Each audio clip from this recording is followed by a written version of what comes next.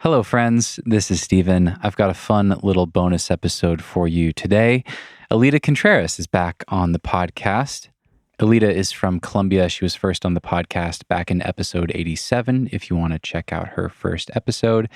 And she's back today. We actually recorded this back in October to catch up, to hear about her trip to the Red River Gorge and about her time in Kentucky. I always love her attitude and the way that she talks about projecting, especially. That was a really fun part of this conversation. And she wanted to promote a film project that she's working on with her friend Elisa. It is called Guerreras. They are in the fundraising stage, planning on starting filming in February, and they need support to make it happen. And it seems like an awesome project. So I was excited to learn more about it and to find out how all of us can support Alita and Elisa in their efforts to make this film. The film is going to feature local climbing in Colombia, and it will also be featuring local Colombian women climbers like Alita herself, because Latin women are underrepresented in climbing media. So I'm really excited about the film and what these two are doing. And The Nugget is now actually one of the sponsors for the film. So I'm excited to see this thing come to life, and I wanted to talk to Alita and record this bonus episode to share with all of you in case you are excited as well and want to help out. So that's what we're getting into today. And if you want to support the film, I put a link to their GoFundMe right there in your podcast app if you scroll down. And I put some links to their Instagram pages if you want to follow them there as well.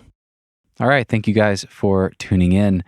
And please enjoy this bonus episode with Alita Contreras. Hi, friend. Hi, Alita. How are you? Fine. So nice to see you again. Yeah, nice to see you too.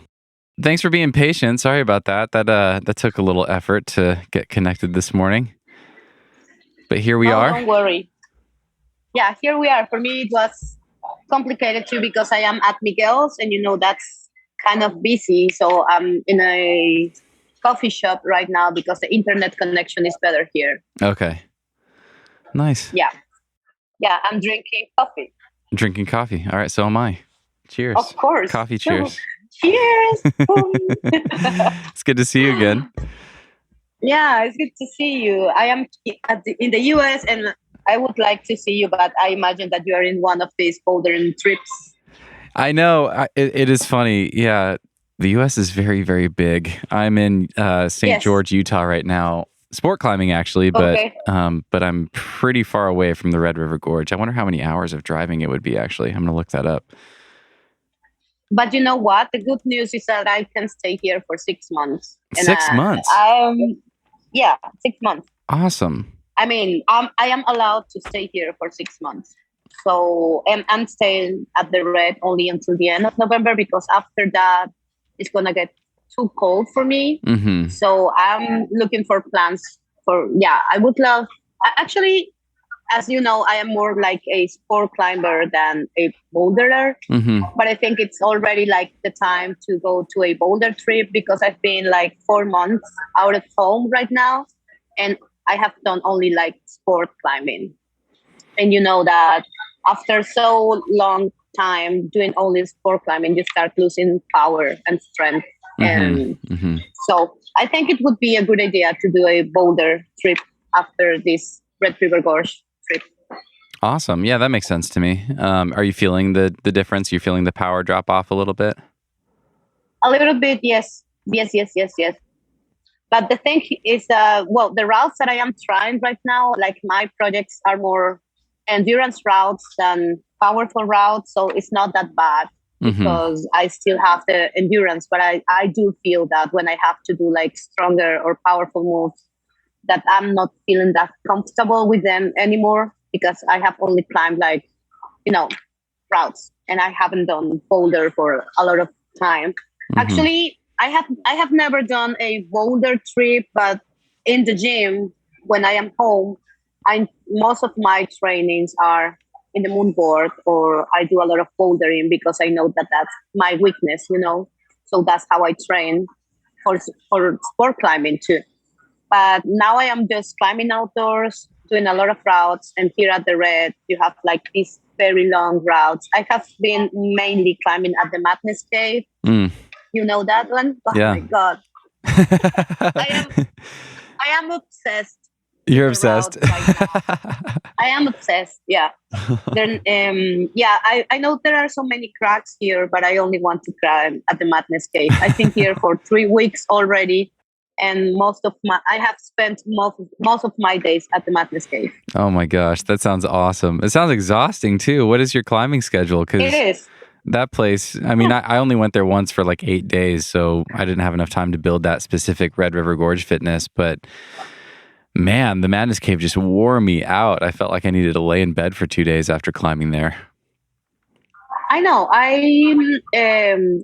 When I climb there at the Mother Lode, I do 1 or 2 routes at the undertow, which is the wall at the right side of the Madness Cave. I do a couple of 12s to warm up, and then I try my project at the Madness Cave, which is right now the Madness. The 13C. Yeah. 13D, I D? would say. Okay. Yeah. Awesome. I've never tried it. I don't know, but it just looks amazing. No, it is. Yeah, I mean, it's graded as 13C, but the thing is that the first week when I arrived, I tried Flower Power, which is a 13B, and I could send it after 5 goes. So I was like, oh, that was very good. Now I should try something a bit harder. And I was like, okay, the Madness is 13C, so maybe that can be my next project. And I tried it once, and I was like, oh my God, that's way harder than Flower Power. That's really, really hard. And I started talking to many people about the Madness, and they all told me like, it's more 13D than 13C. It's very hard. It is graded as 13C, but it's really, really hard compared to many 13Cs here at the Red. But I am so in love with the route that I really don't care if I send it. I mean, it would be great to send it, but still, if I don't, it's such a good training, and the route is so amazing that I can just keep trying it like for my whole trip. I have always, when I start projecting something, I only focus on that route that I am projecting. You know, I always feel that I have to give it like my whole energy, love, visualization, everything. But since this one is being very hard, and this is my first time here, I started projecting something else, something easier a couple of days ago. Everyone told me like it is a good idea to have like a smaller project to not lose the motivation, and also to try something else, you know. So I started trying something else a couple of days ago. And yeah, let's see how it goes. It's way easier, but I'm still gonna give a lot of. I'm still gonna keep trying the Madness. What is your side project? There is Smelly Hippie at Drive By. Say the name again. And it's working. Dirty Smelly Hippie. Dirty Smelly Hippie. Got it. Yeah, I know that one. It is a 13B, and it's very different to the Madness. It's shorter, and you have a kind of a boulder at the frog section. And it's also a very good project for me because I'm very bad with knee bars. I'm the worst in the world. I am. The thing is that you don't have many places in Colombia where you can climb with knee bars. So I'm not used to this kind of technique. And I'm, I don't even have I'm not even creative enough to find them. You know, many people are looking for knee bars all the time, and they can find them very easily. But I am not used to that. I just keep climbing, and then I see someone else trying the routes that I do, and I see like, oh my God, is there a knee bar? I didn't even think about using that. And this route, the Dirty Smelly Hippie, it's supposed to be way easier if you do it with using 3 knee bars in the crux section. And it was very hard for me, like, to find them, but not only to find them, but to also find like the good like to place my body in the right position to be able to use them. So the first day that I tried it, like a couple of days ago, I tried the knee bars and it was so hard for me and I could never understand how to use them. So at the end, I just did a very hard boulder with a lot of slopers and gastons. And that day it worked very well, but this week has been very, very warm. So these slopers felt way worse yesterday. And I I was yesterday like, okay, let's try the knee bar stuff again because it's gonna be very, very hard to send it with this B5 boulder that I created because I am not able to use the knee bars. And I had to spend like 30 minutes yesterday in each section where there is supposed to be a knee bar, like trying to figure out how to use my body. It's not easy. It's a skill that you have to learn. Yeah. You have to learn how to use it. It's not like, because many people say like, oh, but it, like that's cheating, like doing knee bars makes climbing easier, and that it shouldn't. There are like controversial opinions about knee barring, but it's not that easy. I mean, you have to learn, and it also requires a lot of body tension, like to place your body and to keep the knee bars where they have to be. So yeah, like I was yesterday, like, okay, I'm just gonna, my goal for for this climbing session is going to be like learn how to use the knee bars. It's good to learn something else instead of like bouldering the route in another way. Yeah. And that's what I did yesterday. And at the end of my climbing session, I could do the 3 knee bars, but it was very frustrating at the beginning. I was there. That's great like, progress. Trying hard. Yeah, I'm so happy. I mean, I have to learn that. Yeah. I have to. It's good to learn new techniques, and that's actually one of the most beautiful things about climbing for me. I've been climbing for 15 years, and I still have so much to learn. And there is this technique that is completely new for me after 15 years, and I've been struggling with it so much because I had never done it. So I'm happy to learn that. I haven't sent a lot of things in this climbing trip because I have focused most on routes that are hard for me and routes that are gonna teach me something. But when you try things that you are not good at, that's gonna take a longer time. I could be maybe trying stuff that fit better my style, and I could be sending more things, but then I wouldn't be learning much. I want to take advantage of the fact that I am climbing in this place, and I can work on my knee bar technique a lot. And also, the Madness Cave is not my style, but in the Madness, the route, because even though it is, you need a lot of endurance for the route, the moves are really long and it's still powerful. And you have a crux, which is it starts at the move 102 in my sequence. So you have like a B5 up there. And it's very hard for me right now, like to do a B5 boulder after 802 moves. Yeah.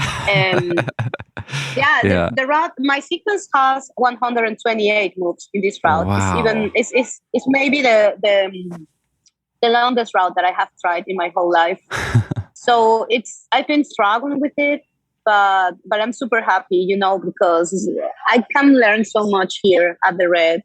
And if I don't send that much as I would like to, it's okay. I'm learning.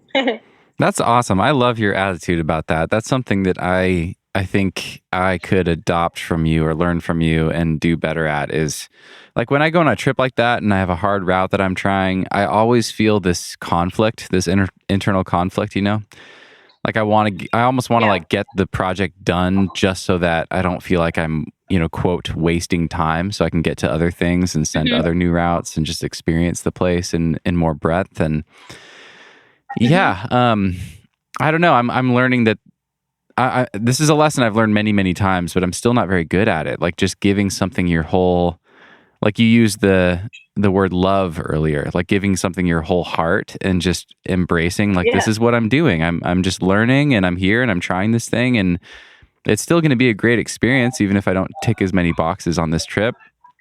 Yeah, I think that's something I could really benefit from internalizing. It's hard though. My like productivity brain always just wants to check boxes, you know? I know. Yeah, that's what we all climbers like somehow. You know, it's good to send things. It gives you satisfaction and it gives you motivation.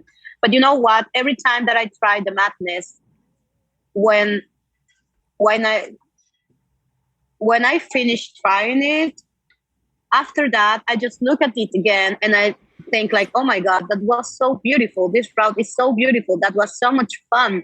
And every time I get to the madness cave and I look at it, I am so happy just to try it again. And I feel always when I start trying it, I take like, hello, beautiful. I missed you. I talk to the route that way. Nice. Because it's so beautiful, you know. So yeah, it's so much fun and I'm learning so much. I can try it and try it and try it. And if I can send it at the end of the trip, I'm going to be super happy. But if I don't, I can come next season and try it again. Yeah. You know? Yeah. I love that. I've never considered doing that. Even the way you talk to the route, obviously, just makes such a big difference. Like, I don't think I talk to the routes at all, but I think what's like the internal dialogue that's happening when I show up to a hard route that I'm trying, it's probably not all positive like that. Like sometimes it is. Sometimes it's like, yes, this thing again, but usually it's like, oh, I'm back here again. It's going to be so hard. This thing's still kicking my ass. There's a lot more, it's like me versus the route sort of energy, which probably isn't as conducive to enjoying the process. The other way around. Yeah, that's cool. In my way, it's the other way around. It's not like me against the route. It's like, I think the routes that I try are always like my teachers, and they are teaching me something. And I always say, like, if I haven't sent this, it's because I still have something to learn from it. So I'm just gonna learn and I'm just gonna enjoy the process because, as I said yesterday, for example, with this older route, there is Melikipi. I was learning so much with these knee bars and it was hard and it was a little bit frustrating. But I was like, that's exactly what I have to do if I want to be a better climber, Maybe in a colder day, I am pretty sure that I could send the route, like doing this Gastons, slopers, very hard sequence that I created, that I invented because I was not able to do the knee bars. But then if I send it this way, I wouldn't be learning anything from it. And maybe it's more useful for me to learn to do it with the knee bars. And just learn something new. And it's not only, if I do that, it's not only going to be about like sending the route, but also about learning how to use the knee bars. That could be very useful for me in other situations, in other routes. Totally. Yeah. Yeah. Love it. So you have to talk to your route. You have to talk to your routes and be thankful and tell them how much you love them and how much you appreciate what they're teaching to you. Oh, I love that. That's so. They are our teachers. I love it. Well, it's fun to hear about how your trip is going. But yeah, we're here to talk about a film. Do you want to jump into that and tell me about this film project and maybe give me an overview of what it is and how you got involved with it? I'm excited to hear about this. It sounds so cool. Yeah, my baby film. Your baby film. I say our. Yeah, it's my baby already. We've been working so much on it. It's like a child. It's like having a child. Well, the thing is that I have this very good friend of mine, Elisa. She's a girl who comes from the US, and she's half from the US. She was born here, but her mother comes from Costa Rica. She won a scholarship last year to go to Colombia to do an internship or something. And this experience in Colombia was so significant for her because it was like the first time that she was in touch with her Latin roots. And she fell in love with the country. She fell in love with Colombia. And when she came back to the US this year, she decided to do more for the Latin community, So she applied to a program that is done for people from the US who belong to minor communities, like, for example, the Latin community or the Afro community. And she became an ambassador of this program, and now she has to do a project for the Latin American community. And she decided to do this project in Colombia because, as I said, she fell in love with the country, and this experience was very significant for her when she was there for a year. So she came to me and she told me that she wanted to do a film about female climbing in Colombia, a film that shows what it means to be a female climber in a country as Colombia. But she also wanted to show the climbing community in our country, and she wanted to show the different climbing places. And she told me, like, I want you to be one of the protagonists of the film. And I said, oh my God, okay, yes, of course, I want to be in your film. But I also told her that I wanted to help her as much as I can, because I think it's so beautiful that someone who is not even Colombian, but someone who comes from the US wants to put so much effort and energy on a project that is about my country, about Colombia, that I told her, okay, I'm doing this with you. Let me know how I can help you. And now it's the both of us, like, doing this project. She's the one who is an ambassador for this program and whatever, but I am kind of her assistant. That's how I call myself. And yeah, we've been working a lot on it. We want it to be like a very high quality film. Because, she told me it is very sad that in all these climbing festivals, you see so many great movies about climbing, but there is no representation of the Latin community in these movies. So she wants it to be like a very high quality film that we can show in climbing festivals, and we can show the climbing community internationally what is happening in Colombia, how the climbing in Colombia looks like. And we also want to give like another perspective of the country, because what many people here think about our countries is not very good, it's not very positive. Many people only think that Colombia is like a very dangerous country, that it is a country where cocaine is produced and nothing else.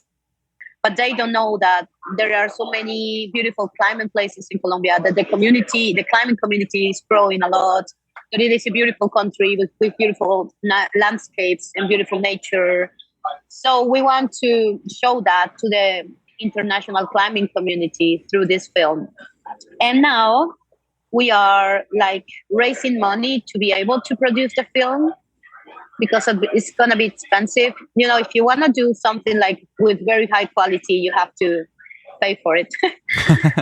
Right. Yeah. So we're doing different activities. The thing is that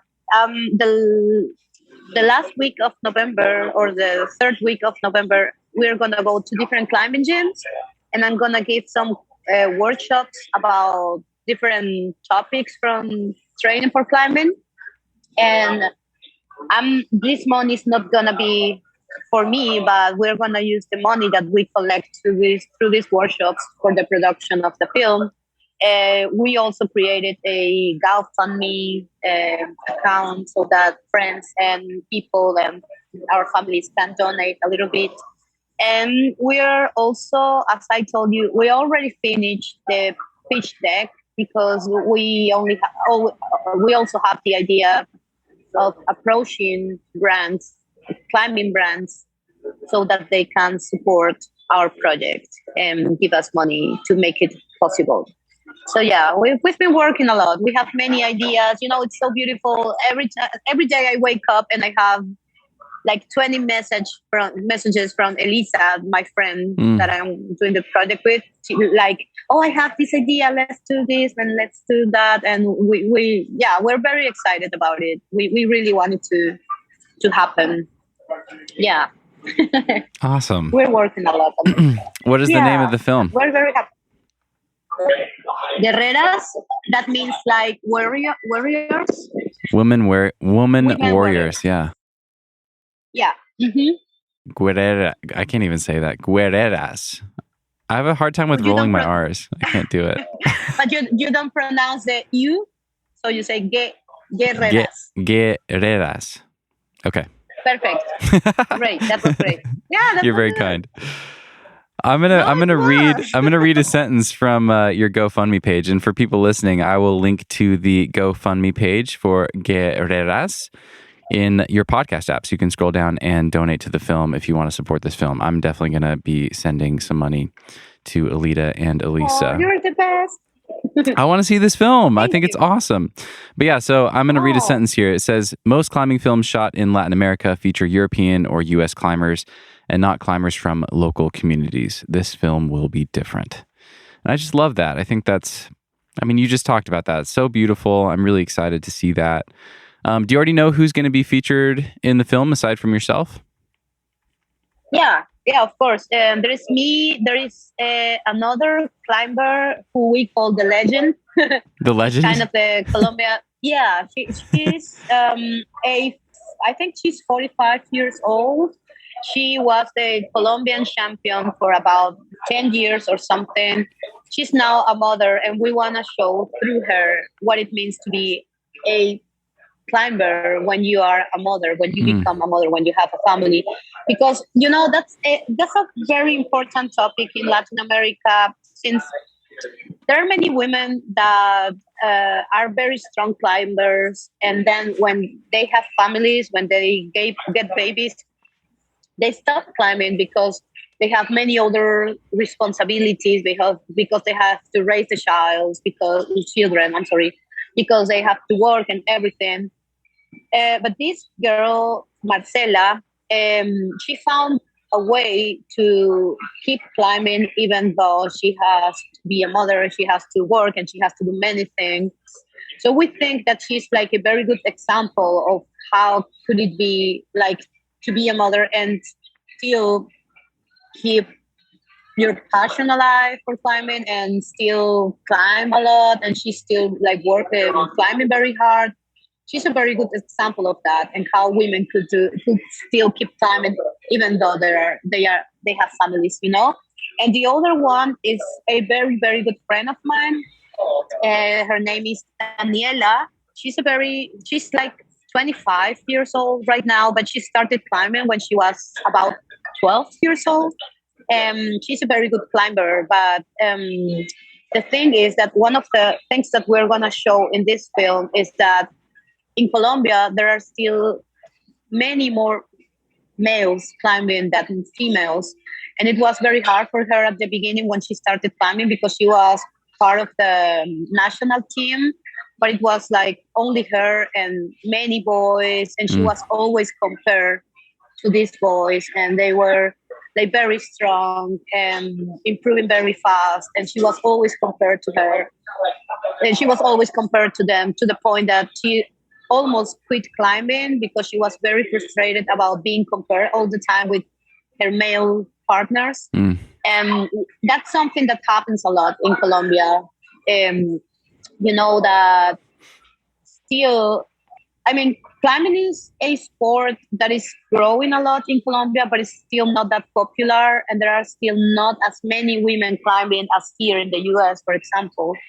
So there is still a lot of machismo in climbing in Colombia, and it's like if we women always have to prove that we can. Many boys still think that we are weak, and then that we cannot do the same things that they can do. And it's like we always have to show what we are able to do. And she's a very good representation of that. She almost stopped climbing at the end. She just stopped competing because she was very frustrated about competitions. And then she found the passion for the sport again, doing like only rock climbing. And now she's training for that, and she's sending hard things, and she's very motivated again. And when Elisa came to me and asked me like, who do you think could be the third character? I was like, I think she's the perfect one because she's very young, but she's so motivated about the sport, and she's like very disciplined. And we are also very good friends. We are very similar, and we have had many. I can relate to her in many ways. Sometimes I feel frustrated, and I come to her, and when she's frustrated, she comes to me, and we deal with that together. And my life, it's been just so much easier because she's around, because she's supporting me. We have a very beautiful friendship. So yeah, she's gonna be the third girl in the film. Yeah. Awesome. And we also want to show, like, as I said, climbing areas, the community, the climbing community in Colombia. There are older girls that are also appear in the film. Like they're gonna play like smaller roles, but they're gonna still be there because we also want to show older girls. And the other thing is that we have got a lot of support for the film. Many people have told us, this is so good, we love it, we want to be involved, we want to participate, we want to help you. And I am a very good friend of Daila Ojeda, also Nina Williams and other climbers who told me like they're gonna support the film, but they are going to appear in the film a little bit too. They're gonna have like very small interviews in the film, talking about how they feel what they think about the Latin community, Latin American climbing community, I mean. And yeah, so we're gonna have these smaller characters who are gonna be these very inspiring girls. That's awesome. That's so cool. We're very happy. Tell me what is happening with the film right now. So you're it sounds like you are still kind of in the planning stages and mostly focused on raising money to be able to make it. Is that right? Yeah. Well, Elisa is the one who's been working more on the pitch deck. I am more in charge of the communication part of the film. I don't know if you call it that way. I mean, like finding contacts, talking to people about it, and sharing the GoFundMe link, whatever. And she's been working on the pitch deck. The pitch deck is already, she finished it yesterday, actually. So the plan is that this week, we're going to have a meeting tonight, Lisa and I, and tomorrow we're going to start sending the pitch deck to different brands to ask for help. And she's coming this week to the Red. We're going to climb together. I'm super happy to see her. We're going to plan our tour through this climbing gyms, because as I told you, we're going to go to different climbing gyms in November. We're going to talk to them about the film, but also give my workshops to raise money. Yeah. And the plan is to film in February. So I have to be back to Colombia at the end of February because that's when we're going to start filming. Awesome. That's right around the corner. That's the plan. Yeah, that's the plan. Very and cool. Our filmmakers are very nice people. We found these two guys. That's also a very cool story because Elisa, at the beginning, Elisa wanted the film to be produced by a female, by a Colombian female, but we didn't find a female filmmaker who was also a climber and could like film from above. It's different, like the shots that you have to do. So we were thinking a lot about it, like, okay, what are we gonna do with this? Who's gonna be the producer? And then I remembered that I met two boys a couple of years ago in one of the climbing areas in Colombia. They are not even Colombian. They are one of them comes from France and the other comes from the UK. But I think their story is so beautiful because they went to Colombia like 6 years ago because they have this small like filmmaking company. They went to Colombia because they had a project in Colombia. So they were supposed to stay 1 month in Colombia or something, I don't know, a couple of months. And they just fell in love with the country and they decided to stay in Colombia. And they've been there like for 6 years already. And they have done so much for the community there. They have also done like a lot of projects for free for the minor communities. So I told Elisa, they are not even Colombian, but they have such a big love for the country that I think that that's going to be reflected on the film, what they feel for the country. And they have been helping us a lot.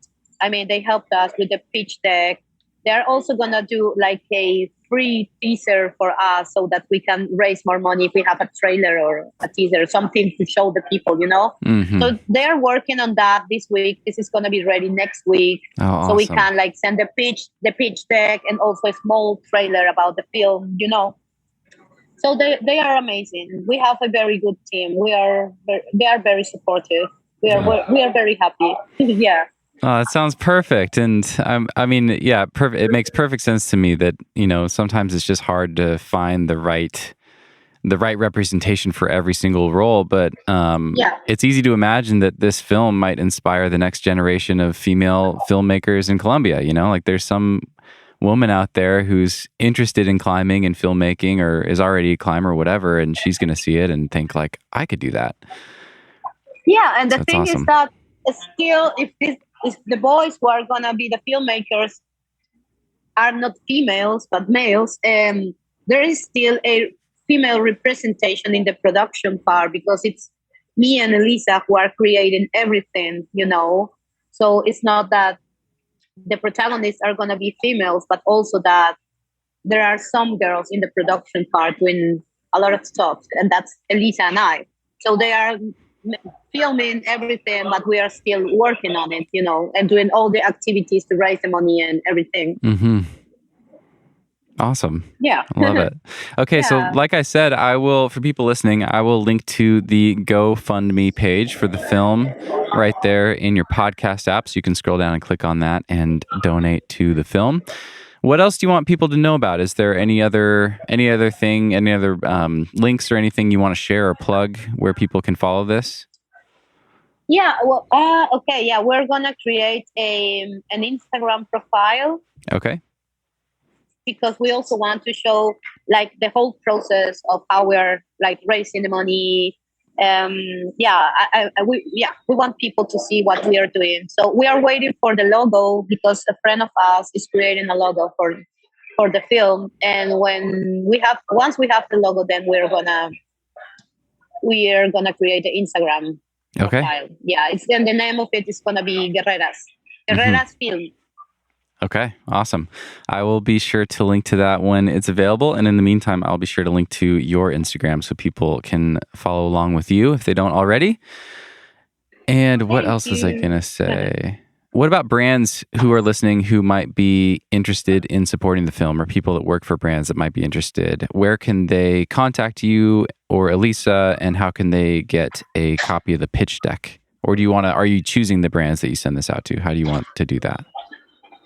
No, well, actually, we already have some contacts of different brands because we are going to try to approach these brands because, I mean, if you send an email to one of these emails that you find on the web pages like client service, whatever, no one's going to read them, these emails. So we have been working on that to like getting the right contacts so that we can like go directly to the people that we want to approach. But no, I mean, we are open to every kind of help that we can receive. Yeah. So the brands that want to support us, they should just text us through Instagram. Okay. And that's how the people has been approaching us the last day to support the film. And I'll answer all of the messages that I receive from Instagram from all the people who text me. So I am always like looking at my messages on Instagram. So that's the way. That's the way. All right. I'll link to you. Thank you. Anything else you want to share about the film? No, I think I have said, I have already talked a lot as usual. Well, this is very fun as so usual. Sorry. Oh, it's great to see you and catch up with you again. I was so earlier I typed in, Slade, Kentucky. How far is it from St. George, Utah to Slade, Kentucky? Because I know that's close to the Red River Gorge. Just to contextualize this for people that are listening that haven't spent time in the States, that are tuning in from other parts of the world, it's a 28-hour drive from where I am to the Red River Gorge. The United States is just huge. It's funny. I think it would have been a much shorter drive actually to come see you in Mexico when you were down in Mexico than it would be to go to the Red River Gorge. I am pretty open to whatever. So maybe we can meet later somewhere else. I'm staying here until the end of November, but after that, if I can stay here in the US, if I find climbing partners who go somewhere else, because as you know, I am traveling with my dog, so it's not that easy to move with her here. I cannot just take her on a bus or something. She's not allowed to.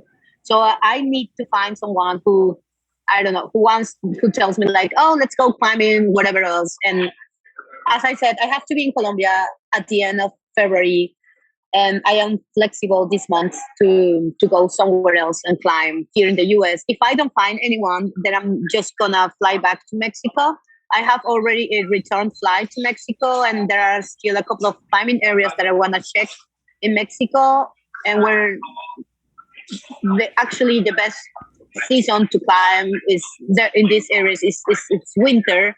So if I find no one here who goes somewhere else where it's warmer, then I'm just flying back to Mexico. But if I can, I will stay here as long as I can, because there are so many climbing areas that I want to see. So maybe we can meet later. Yeah, you should come to Waco somewhere. Tanks. If you need to boulder and get the power back up, come to Waco Tanks in December. Yeah. I'll be there. Are you going to be there? Yeah. Wow, seriously? Yeah. Okay.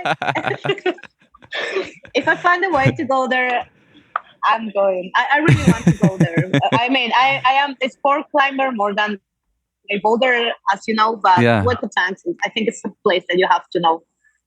It's like you have to go at some point in your life to Fontainebleau. I think the same thing about Waco Tanks. Totally. Yeah. It's worth it. And it's a little tricky. You won't, if you're just thinking about going now, you won't be able to get reservations in time for December. But I know if you go midweek, I think you'll be all right. It's pretty doable to get in there if you just show up, and you might have to wait at the gate for a little bit, but I think you'll get in there. And once you get in there, man, it's an amazing day of climbing. So much fun. I know. Yeah. Awesome. Yes. Let's see what the universe wants for me. Okay. Perfect. And in the meantime, best of luck on the madness. And I hope it keeps teaching you amazing lessons. Yeah. It's you have to try it one day. I'm so in love with this problem. I am. I'm very happy for you. Yeah. All right. Stay in touch. Let me know what you decide for your winter bouldering. I hope to see you. Okay. All right. I hope to see you too. Talk soon. Bye. Bye. Hey friends, thanks for listening. One final reminder to check out the GoFundMe if you want to support the film. I put a link right there in your podcast app. I'm not getting anything for saying this. I'm actually sponsoring the film with the Nugget. I just want to see this thing get made, and thought it would be fun to share it with all of you in case any of you want to support as well. So if you scroll down in your podcast app, there's a link to their GoFundMe. And that's it. Thank you guys for listening. I hope you are having an amazing week, and we'll see you next time.